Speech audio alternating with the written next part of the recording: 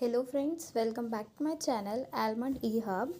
आज हम mathematical modelling का क्वेश्चन पेपर देखेंगे। ये 2024 का क्वेश्चन पेपर है मैथमेटिकल मॉडलिंग के थ्योरी पेपर का। प्रैक्टिकल का क्वेश्चन पेपर मैं ऑलरेडी अपलोड कर चुकी हूँ, आप वो देख सकते हैं इसी चैनल पे।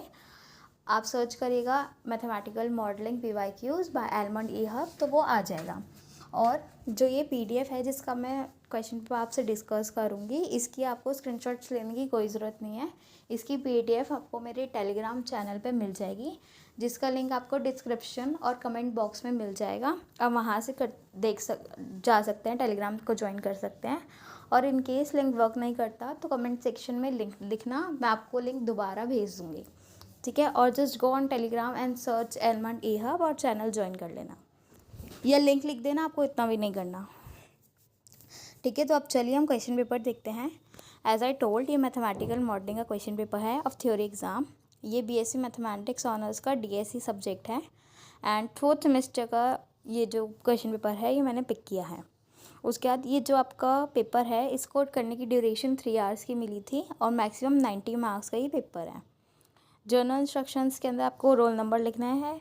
सेकेंड क्वेश्चन पार्ट है कि each question contains 3 parts, attempt all questions bye selecting any 2 parts from each question. मतलब कि हर क्वेश्चन के अंदर 3 पार्ट गिवन है, उसमें से कोई से 2 आपको करने हैं और सारे क्वेश्चन अटेम्प्ट करने हैं। And all questions carry equal marks, मतलब सारे क्वेश्चंस इक्वल मार्क्स के हैं। ऑल्सो आपको नॉन प्रोग्रामेबल साइंटिफिक कैलकुलेटर का यूज़ करना अलाउड है, मतलब आप नॉन प्रोग्रामिंग कैलकुलेटर लेके जा सकते हो क्वेश्चंस को सॉल्व करने के लिए। ठीक है, अब देखते हैं हम क्वेश्चन नंबर 1। इसके अंदर as a told 3 part given है, जिसमें से कोई से 2 करने थे for the exam, but practice purpose के लिए आपको ये तीनों पार्ट करने चाहिए। सो ए पार्ट के अंदर 2 पार्ट हैं, 2 सब पार्ट्स हैं जो कि हैं डिफाइन। फर्स्ट पार्ट के अंदर आपको क्या करना है, define mathematical modelling, explain the modelling cycle process, a ball and bat together cost this, a bat cost $1 more than the ball. Model this problem by using mathematical symbols and determine how much does the ball cost. तो आपको इसके अंदर पहले दो terms को explain करना है, that is mathematical modelling क्या होता है और मैथमेटिकल मॉडलिंग साइकिल प्रोसेस क्या होता है, इनको एक्सप्लेन करना है। देन आपको एक स्टेटमेंट गिवन है, इसको मैथमेटिकल सिम्बल्स के अंदर रिप्रेजेंट करना है और उसकी कॉस्ट, बॉल की कॉस्ट निकालनी है। Second part, compute the dimensions of these d lambda 1 and lambda 2 from the following differential equation, assuming that it is dimensionally consistent equation. ठीक है, आपको इसमें इनकी वैल्यूज़ निकालनी है इस इक्वेशन में। B part, in particular epidemic model where the infected individuals eventually recover, the population dynamics are governed by the following system of differential equation. Given the parameter values beta this, gamma this, and assuming the total population n is 1000, in which initially there is only one infected individual, but they are maintained answer the following question. So आपको एक ही equation given है, इसमें beta यामा n की values given है, ये सब इसमें पुट करके जो 2 सब पार्ट गिवन है ना, इनकी सॉल्यूशंस निकालने हैं। ये इक्वेशन का आपको यूज़ करना है, ये आपका एपिडेमिक मॉडल वाली इक्वेशन के ऊपर आपका क्वेश्चन है।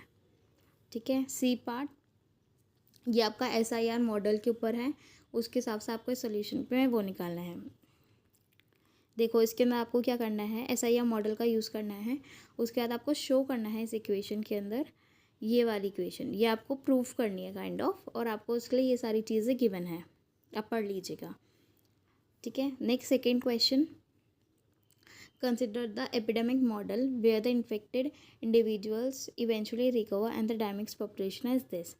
तो ये भी आपका उसके एपिडेमिक मॉडल के ऊपर आपका ये वाला क्वेश्चन है, आप पढ़ लीजिए इसको। और अगेन आपको इनके स्क्रीनशॉट लेने की ज़रूरत नहीं है, आपको टेलीग्राम चैनल पे इसकी वीडियो मिल जाएगी, वहाँ से आप क्वेश्चंस अटेम्प्ट कर सकते हैं।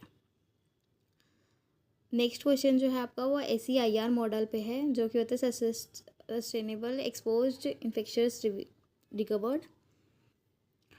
सी पार्ट, ये अगेन आपका SIR मॉडल पे। तो हमने देखा फर्स्ट और सेकेंड क्वेश्चन तो mainly SIR model, SEIR model वगैरह पे ही हैं, जो आपकी मॉडलिंग थे बेसिकली। तो हम थर्ड क्वेश्चन पे मूव करते हैं। थर्ड क्वेश्चन के अंदर है, ये आपका प्रे प्रेडेटर जो सिस्टम था ना, प्रे प्रेडेटर मॉडल, ये उसके ऊपर आपका क्वेश्चन है। Explain and analyse the prey predator system by identifying and discussing all isolated critical points. सबको इसके अंदर वही बताना है, उसके रिलेटेड सब कुछ लिख देना है इसमें।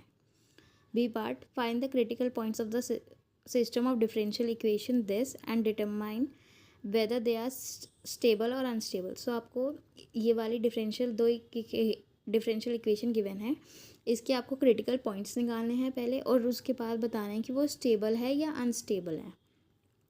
बहुत डायरेक्ट क्वेश्चन है ये, तो आप इसको कर सकते हैं।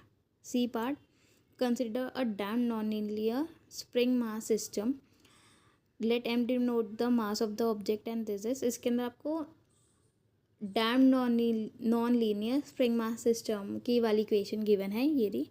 इसका यूज़ करके आपको जो है सॉल्यूशन निकालना है। इक्वेशन आपको जो गिवन क्वेश्चन मांग रहा है उसकी ये वाली इक्वेशन होती है, ये आपको ऑलरेडी गिवन है और उसकी वैल्यूज़ भी गिवन है। ये देखिए यहाँ पे वैल्यूज़ गिवन है, ये पुट करेगा आंसर आएगा। उसके बाद fourth question, consider system of differential equation this, determine the conditions on. ये जो है ना आपका, ये ई नहीं है, ये एप्साइलन है, जो हमारा एप्साइलन वाला फंक्शन होता है ना दिस, ये आपका एप्साइलन का साइन है, ठीक है। इसके अंदर आपको फेस प्लेन करना है, identify the points where the change occur, stable point और centre of the phase plane वगैरह आपको बताना है इसके अंदर। B part, determine the type and stability of the critical points for the system. ये इसके अंदर आपको दो पार्ट गिवन है, दोनों के लिए क्रिटिकल पॉइंट्स और इक्वेशंस गिवन है, इनके लिए स्टेबिलिटी बतानी है आपने, ठीक है।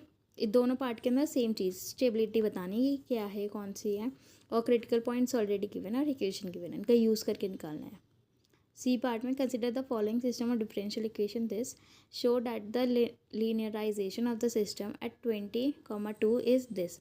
तो आपको ये system of differential equations given है, जो ये दोनों हैं, इसका लीनियराइजेशन करना है एट पॉइंट 20,2, ये आपका क्रिटिकल पॉइंट है, और शो करना है ये वाली इक्वेशन, इसको बेसिकली प्रूव करना है आपको। इसके बाद इसमें फाइंड आइगन वैल्यूज़ भी फाइंड करने हैं, आइगन वैक्टर्स फाइंड करने हैं ऑफ द कोफिशिएंट मैट्रिक्स, ठीक है। Fifth question, using Monte Carlo stimulation write a algorithm to calculate approximate area trapped between the curves this। तो आपको Monte Carlo stimulation का जो एल्गोरिथम होता है ना, जो कोड होता है, वो आपको लिखना है ताकि हम एरिया बता सको जो इन दोनों कर्व्स के बीच के अंदर है, अप्रॉक्सीमेट एरिया बताना है।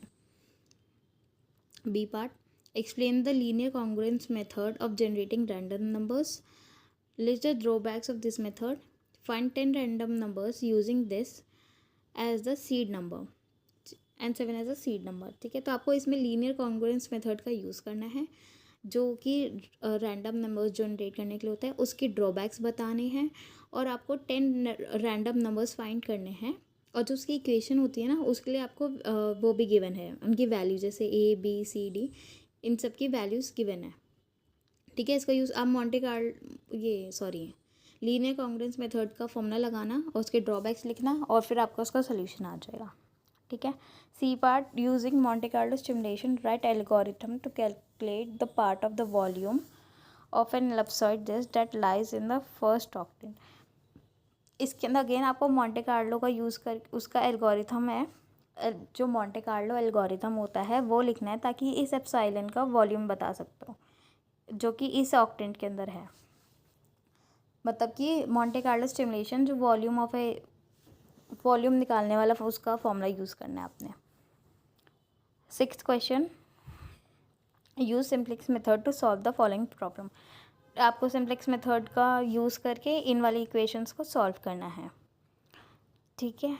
Next question, consider the following linear programming problem this, use algebraic method to find the possible number of points of interaction in the xy plane, are all points feasible, if not then how many are feasible and how many are infeasible, list the feasible extreme points along with the value of objective function। ये आपको समझ आ गया होगा। आपको algebraic method का use करके इन equations का solution निकालना है, जो कि xy प्लेन के अंदर लाई करते हैं। उसके बाद आपको जो पॉइंट्स आएंगे वो बताने हैं कि वो फीजिबल है या नहीं है, और नहीं है तो उनमें से कितने फीजिबल हैं, और जो एक्सट्रीम पॉइंट है वो भी बताना है, लेकिन आपको इसमें एल्जेब्रिक मेथड का यूज़ करके इसको सॉल्व करना है। पिछले वाले में सिम्प्लेक्स मेथड का यूज़ करना था। Next part, solve the following linear programming problem graphically. Then आपको इस वाले पार्ट के अंदर क्या करना है, इन इक्वेशंस को ग्राफिकली सॉल्व करना है, ठीक है। उसके बाद इसका सेंसिटिविटी एनालिसिस परफॉर्म करना है, to find the range of values of this. तो बेसिकली आपको इसको ग्राफिकली सॉल्व करके इनका सेंसिटिविटी एनालिसिस करना है इस सी पार्ट के अंदर। So this was your mathematical modelling question paper, ठीक है। आप इसकी पीडीएफ को अगेन में टेलीग्राम चैनल पे जाके एक्सेस कर सकते हैं, स्क्रीनशॉट्स लेने की ज़रूरत नहीं है। और लिंक वर्क नहीं करता, मेरे को कमेंट सेक्शन में लिंक लिखना, I will send you the link again, okay. So